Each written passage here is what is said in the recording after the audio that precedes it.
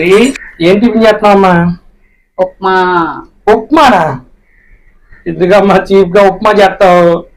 ఏంటి ఉప్మా అంటే చీపా? ఉప్మా గురించి వివరంగా చెప్తా విను. చెప్పు. పొగడ్తలకు పొంగేది పూరి,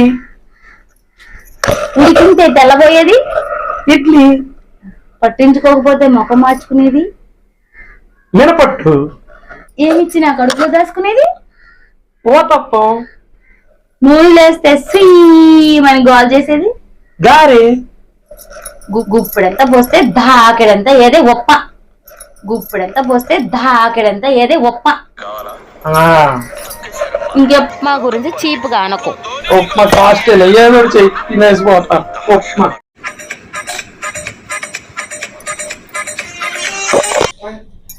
హలో, ఎందుకమ్మా అన్నిసార్లు ఫోన్ చేసావు? సరే గాని ఎన్నిసార్లు చేసినా ఫోన్ ఎత్తవేంటమ్మా? ఫోన్ ఇంట్లో పెట్టి బయట ఏదో పని ఉంటే చూసుకున్నాలేవే. ఏంటో చెప్పు. మా ఆయన పాలకూర పప్పు అడిగారు. పప్పులో ఎన్ని లీటర్లు పాలు పోయాలి? పప్పులో ఎన్ని లీటర్లు పాలు పోయాలి? తొందరగా చెప్పు, ఆయన భోజనానికి వచ్చేస్తారు. పిచ్చిదాన, పాలకూర పప్పు పాలతో చేయరే, అది ఆకుకూర. పాలకూర తెచ్చుకుని పప్పు చేసుకో.